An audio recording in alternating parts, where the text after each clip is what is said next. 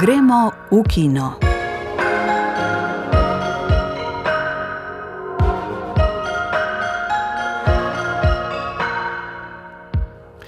Lep pozdrav v naši tedenski filmski oddaji. Bili smo na festivalu migrantskega filma in festivalu Stop Trik v Mariboru. Ogledali smo si razstavo v Slovenski kinoteki, Zgodbe iz čarobnega vrta in bili na dveh premierah, žanrskega hibrida Ena bitka za drugo in distopične grozljivke Veliki pohod. Najprej pa na festival migrantskega filma, ki se bo sklenil prav danes s filmom Kje je moj dom, finske avtorice Ane Berger.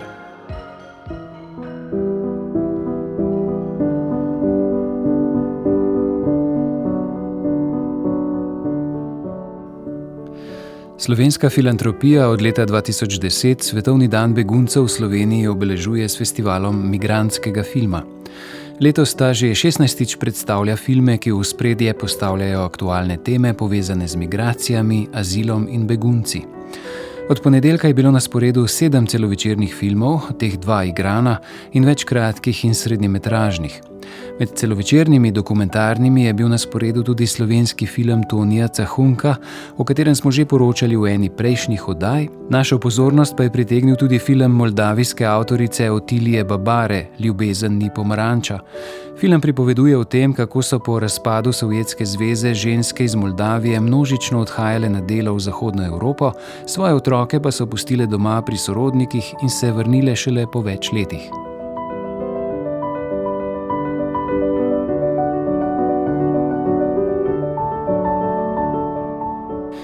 Medtem ko so mame domov pošiljale denar in druge dobrine, so jim otroci odgovarjali s pomočjo nove tehnologije, z videoposnetki in sporočili na videokasetah.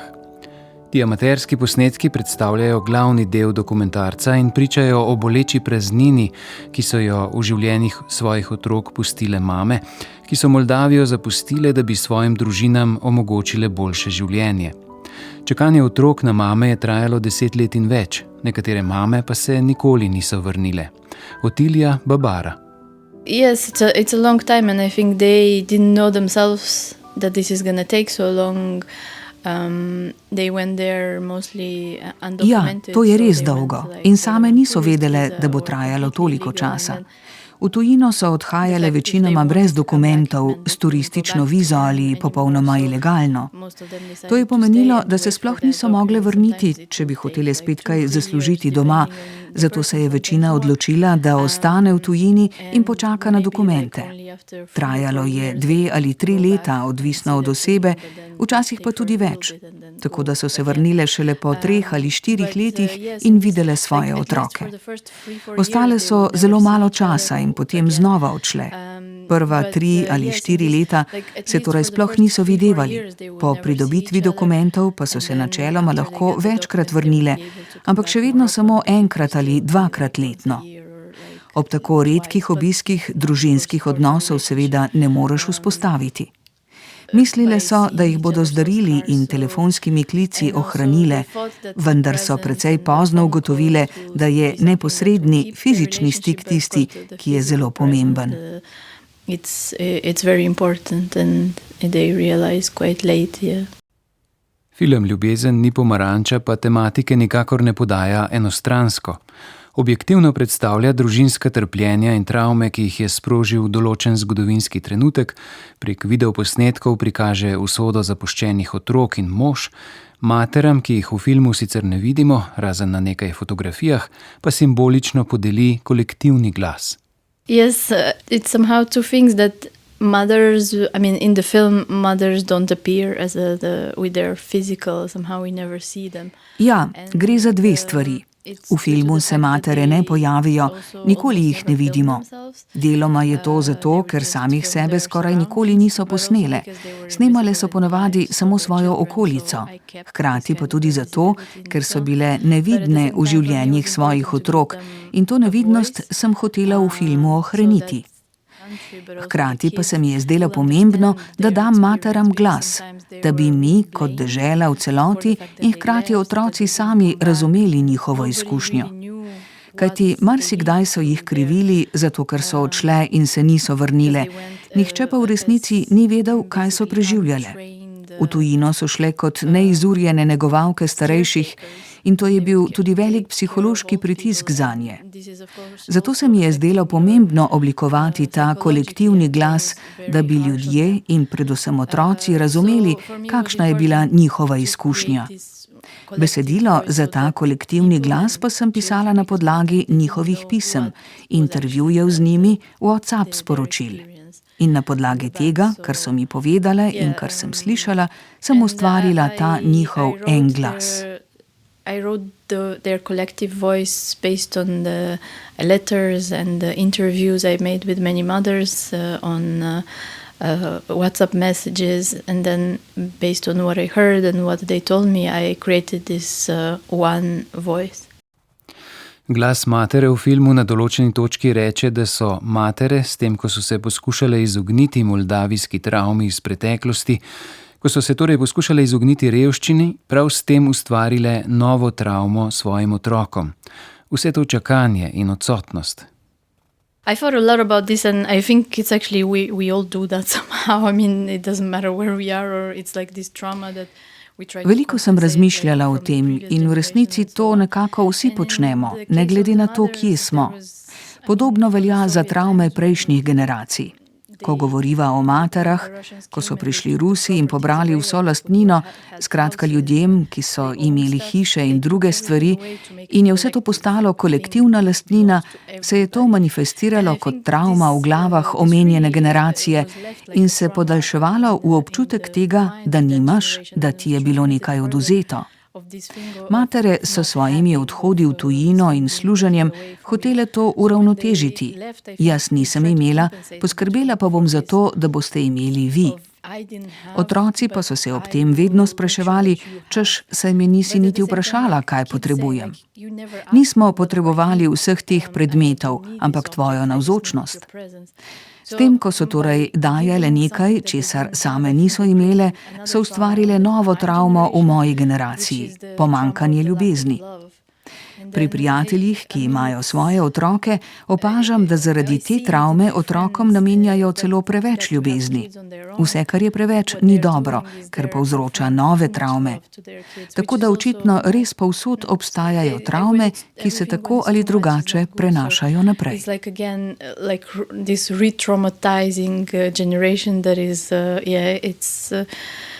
I think everywhere every region has their own traumas that we keep perpetuating. S tem se v Sloveniji gotovo lahko strinjamo, saj nas usoda moldavijskih mater spomni na podobno žalostno zgodbo slovenskih Aleksandrink, žensk in mater, ki so pred več kot 100 leti odhajale služiti v Egipt. Posredno film tako spregovori tudi o težkem gospodarskem položaju v državi po osamosvojitvi leta 1991. Moldavija je od takrat naredila določen razvoj, Otilija Babara pa pravi, da ne glede na počasen potek opaža, da se v Moldavijo vračajo ljudje z izkušnjami in znanjem in ki želijo nekaj premakniti. V resnici bo veliko odvisno od politične usmeritve države, in v tem sem zmerna optimistka. I'm kind of optimistic, yes. Kot je znano, Moldavijo v nedeljo čakajo volitve. Moldavijska predsednica Maja Sandu jih je tudi zaradi domnevnih poskusov vmešavanja Rusije, kar Rusija zanika, označila za najpomembnejše volitve v zgodovini Moldavije. Dodajmo še, da Otilija Babara trenutno živi v Bruslju. Na evropskem magistrskem programu Doc Nomads je pridobila diplomo z področja dokumentarnega filma, bila pa je tudi udeleženka programa Berlinale Talents leta 2013.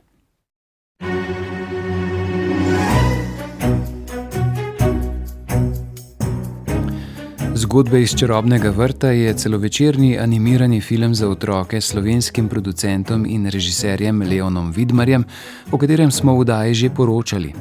V tehniki lutkovne stop animacije odpira univerzalno temo izgube in spominjanja, pri tem pa prepleta humor, čarobnost in toplino družinskih vezi. Film je nastajal od leta 2017 in je rezultat mednarodnega sodelovanja produkcijskih hiš iz Slovenije, Češke, Slovaške in Francije. Svetovno premiero pa je doživel februarja na Berlinalu. Ob premieri filma so v Slovenski kinoteki pripravili razstavo Zgodbe iz čarobnega vrta, ki bo obiskovalcem omogočila vpogled v ves proces ustvarjanja lutkovnega animiranega filma. Kurirala sta jo Lucija Smodiš in Jurij Bobič, s katerim se je pogovarjala Tina Poglajen. Jurij Bobič, lepo pozdravljeni. Lepo zdrav. Zasnovali ste razstavo ob filmu Zgodbe iz čarobnega vrta. Gre za lutkovno animacijo, za film, ki je deloma slovenski. Zanima me, zakaj se vam je zdelo še posebno zanimivo narediti razstavo, pripraviti razstavo o nastajanju tega filma? Ja, ta film je v resnici neke vrste mejnik tudi v slovenskem kinematografiji. Je šele drugi celovečerni film, animirani, in je prvi, ki je nastajal v tehniki lutkovne stop animacije. Nastal je v koprodukciji slovensko, češko, slovaško, francoski. Ampak tukaj smo imeli priložnost, dostop do vsega gradiva, ki je nastalo pri nastajanju filma. Skratka, vse od originalnih scenografij, lutk, do likovnih predlog, scenarija, in na voljo smo imeli tudi vse ustvarjalce.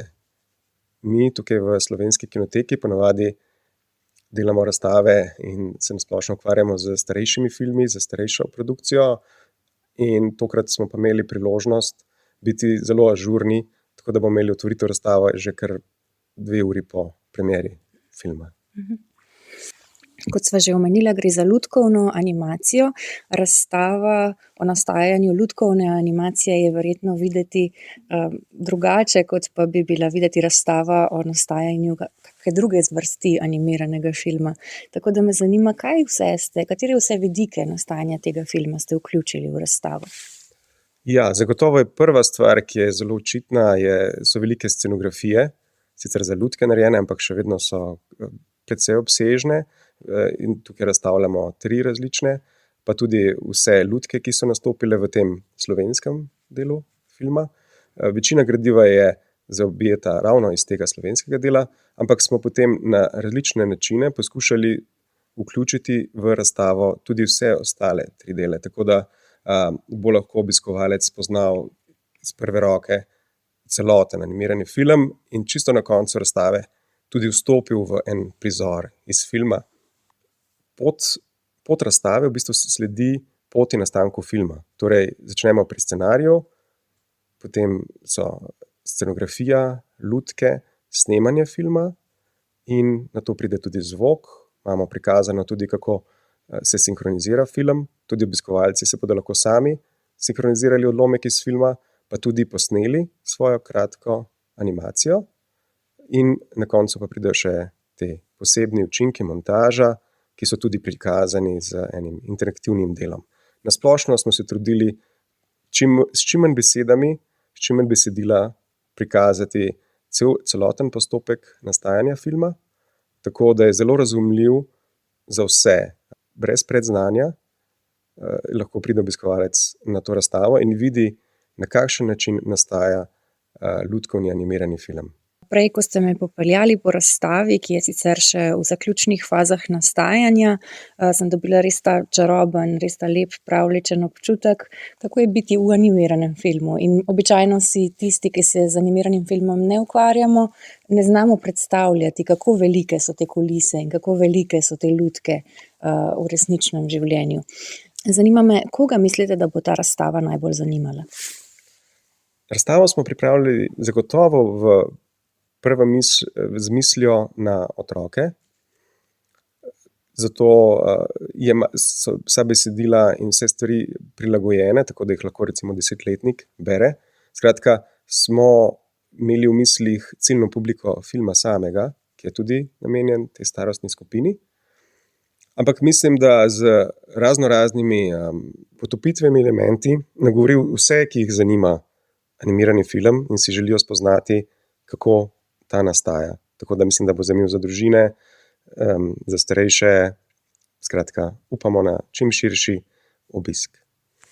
Jurij Bobič, najlepša hvala za ta pogovor, za predstavitev razstave in srečno. Hvala vam in se vidimo na razstavi.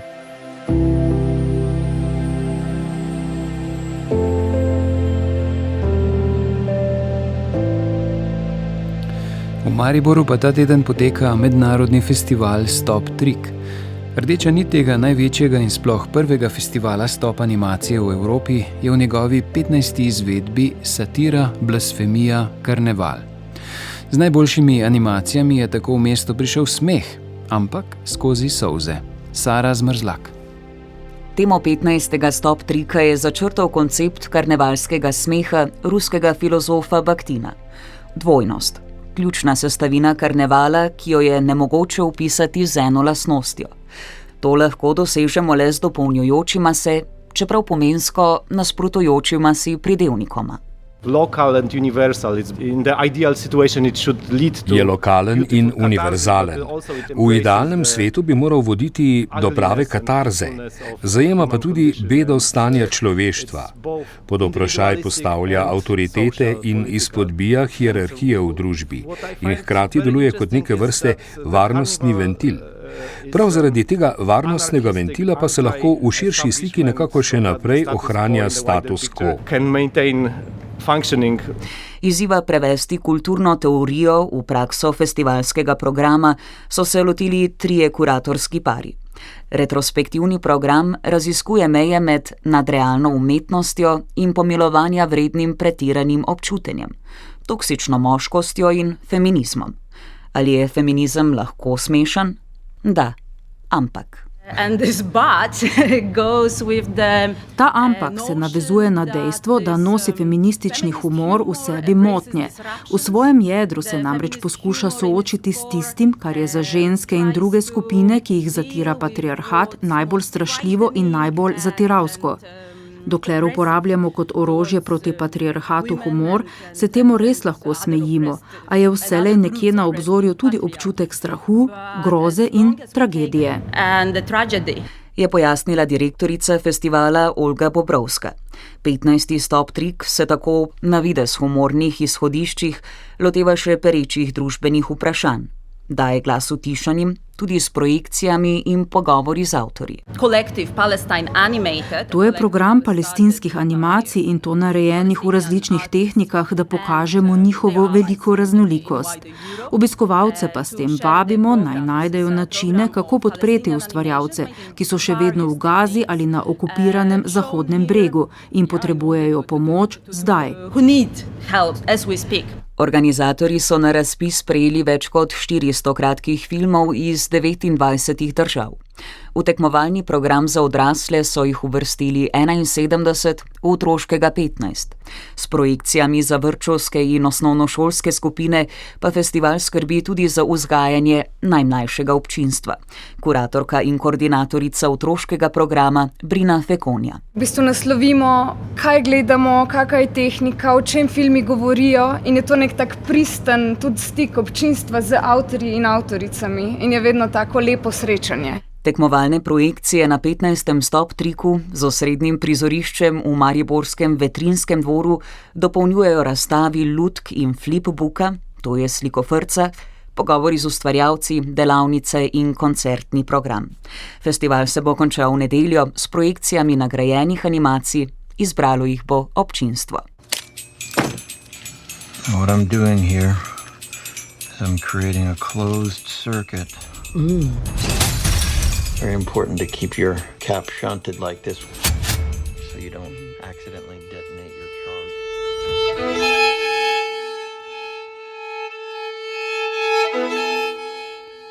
V kine je prišel novi film ameriškega filmarja Paula Thomasa Andersona, ki ga poznamo po filmih kot so Magnolia, Vroče noči, Tekla bo kri in drugih. Njegov novi film Ena bitka za drugo je žanrski hibrid s prvinami akcije, satire, kriminalke in melodrame, ponaša pa se tudi z odlično igralsko zasedbo in izrazitim tempom. Med drugim v njem nastopijo Leonardo DiCaprio, Sean Penn in Benicio del Toro. Film si je ogledal Žiga Brdnik, ki pa nad filmom ni bil najbolj navdušen.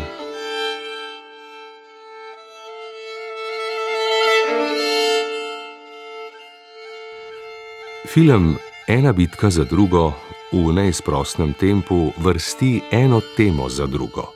Revolucija, spolnost, starševstvo, militarizem, rasizem, migracije. Pa to so le glavne teme, ki jih odpira. Nekatere na svež in izviren način, druge pa površno in neprepričljivo. Režiser in scenarist Paul Thomas Anderson si je tokrat očitno zadal preveč, pa ne le na ravni scenarija. Čeprav so nekateri deli filma pričakovano odlični in jih je pravi užitek gledati, pa je v celoti gledano zmeden in nekonsistenten. Ko začnemo uživati v sočnih dialogih, nas vrže v akcijo. Ko se sprostimo ob akcijskih prizorih in dobri glasbi, nas prestavi v družinsko melodramo. Ko se uživimo v glavne junake in njihove odnose, pristanemo v satiri. Ko se začnemo smejati, nas šokira in zapeljuje. Kot da to ne bi bilo dovolj, tudi v glavnih junakinjah in junakih, ki jih večinoma izvrstno upodobi zvezdniška zasedba, ne najdemo sidra. Takoj potem, ko se z njimi poistovetimo, ko jih vzljubimo ali zasovražimo, nam jih film vzame, dokončno ali vsaj začasno. Izjemnih likov, kot so zdelan in zmeden, a hkrati srečen oče Pat oziroma Bob, Leonardo DiCaprio, samosvoja in močna upornica Perfidija, Teyana Taylor, in zadrto zavrti, a hkrati neuničljivi polkovnik Lockjaw, Sean Penn, je v filmu na pretek. A nobeden izmed njih, kljub skoraj 3-urni dolžini, ne dobi dovolj prostora, da bi na platnu res zablestel. Tempo filma s tem ponekod celo spominja na podoben slog nekega drugega Andersona, Wesa, a tudi pri tem ne vztraja oziroma se jemlje v veliko preresno, da bi lahko deloval kot skrajno odbit, domišljijski odsev absurdne realnosti. Rezultat je zgodba, ki ves čas bolj ali manj drsi po površini kot na hitro zlepljen kolaž aktualnih tem, zvezdniških imen, dobrih posnetkov in zanimivih okolij. In čeprav je vse to občasno posneto vrhunsko, nas film kot celota nikoli prav ne potopi v globino svojih likov, njihovih čustev in družbeno-političnega konteksta, v katerega so postavljeni. Posledično na koncu izpade reakcionarno namesto revolucionarno, konzervativno namesto napredno in večkrat neokusno namesto izzivalno. Ponekod je razvlečen in dolgočasen, saj ljudje še kar blebetajo, medtem ko čakamo, kaj se bo zgodilo. Spet drugič pa preveč odrezav in prenagljen, saj bi želeli slišati ali videti še več, preden nas vrže v novo, popolnoma drugačno situacijo. Ena bitka za drugo je skratka eden tistih filmov, v katerem je marsikaj dobrega, celo odličnega, a se to nikoli ne poveže v delujočo, prepričljivo celoto. Kot bi Paul Thomas Anderson v skladu z naslovom snemanje res razumel kot eno bitko za drugo. Kot bi morala priti končna, veličastna zmaga, pa mu je zmanjkalo navdiha in časa za piko na i, ki bi vse povezala v res dober film. Teh smo od njega že vajeni in jih skoraj pričakujemo. Morda pa ta pričakovanja, ki jih dodatno napihujejo hvalospevi ameriških kritikov, prav tako naredijo svoje. Filmar, čigar odlika je prav preseganje pričakovanj in zapovedi, se je tokrat ujel v lastno past.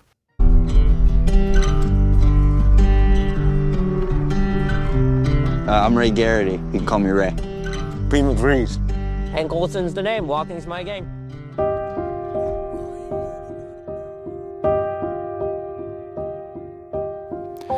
V teh dneh si lahko v kinih ogledamo tudi filmsko priredbo distopične grozljivke Stephena Kinga Veliki pohod. Dogajanje je postavljeno v 20. stoletje v vzporednem vesolju, v katerem je ZDA opustošila druga državljanska vojna in je zdaj pod totalitarno oblastjo. Film ocenjuje Muanis Sinanović.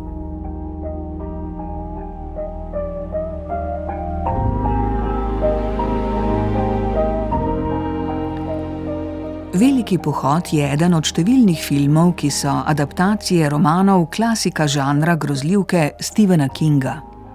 Ni nenavadno, da ga je režiral Francis Lawrence, režiser Iger prestola, ki sodijo v enak žanr. Film je postavljen v distopično avtoritarno Ameriko sredi 20. stoletja, natančneje v prepoznavno južnjaško pokrajino. Združene države Amerike so že dolgo časa v krizi. Zato vsako leto organizirajo tekmovanje, na katerem tekmujejo mladi moški oziroma fantje, tekmovanje v hoji. Prenos tekme vsako leto dvigne produktivnost in prispeva k rasti BDP-ja. Pravila so preprosta. Ves čas je treba ohranjati hitrost 5 km/h, ob vsakem zaostanku ali spremembi smeri hoje tekmovalec dobi določeno število opozoril, potem pa ga ustrelijo. Zmaga tisti, ki ostane najdlje. A če bi film gledali zgolj v luči avtoritarizma, bi mu naredili krivico. Literarna predloga je iz leta 1979, iz obdobja, ko se je zagnal neoliberalni cikel kapitalizma. Prijava na tekmovanje je prostovoljna, vendar se nanj prijavijo skoraj vsi fantje v generaciji. Demokracija ne vodi v svobodo, temveč v potrjevanje uradne ideologije. Tekmovanje je dogma in tekma, ki je prispodoba tržne tekme, določa vse odnose med tekmovalci, tudi prijateljske. V ospredju je odnos med svetlopoltim Cooperjem Hoferjem in temnopoltim Davidom Johnsonom. Vendar barva njune kože ni relevantna. Pomembno je le, da sta tekmovalca oziroma v alegorični interpretaciji delavca. Gre za železne zakone tekme oziroma trga, za hladno objektivnost. Sodelujejo pripadniki različnih ameriških ras. Filmu uspeva potujitev resničnosti prek spretnega odmerjanja novih informacij. Kar se na začetku zdi dokaj normalno, a malo srhljivo, se kasneje začne razkrivati kot popolnoma iracionalno in okrutno. Z učinkom šoka, značilnega za Kingovo pripovedništvo, nas film zbuja iz lastne ideologije. Vizualno je minimalističen in še posebej privlačen za slovenske gledalce. Zeleno, ruralno okolje spominja na slovensko pokrajino in vzbuja aluzije na lastno kulturo pohodništva. Tudi ko karavana končno prispe v mesto, je to majhno, dokaj pusto in z evropsko arhitekturo. Ob poti pa so v obliki krajev in ljudi izpostavljeni simboli ameriškega popkulturnega imaginarija, ki predstavljajo njeno srhljivo zgodovino. Če trg določa vse medčloveške odnose, določa tudi njihov odnos do lepega in plemenitega, pa tudi izražanje altruizma ali sociopatije in upora. Gre za izvrstno študijo karakterjev in odpiranje bistvenih vprašanj eksistence prek historičnega pogleda. Omogočili so jo tudi mladi igralci, ki so svoje vloge odigrali prepričljivo. In kljub vsej distopičnosti bodo lahko pozorni gledalci v njem odkrili svetlo, revolucionarno sporočilo s pomembnim obratom za naš čas.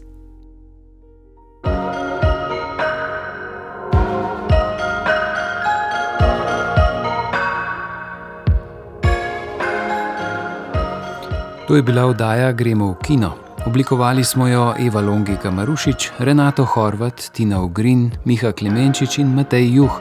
Pripravila pa jo je Tina Poglajen. Veliko dobrih filmov vam želimo in vas lepo pozdravljamo do prihodnjega tedna.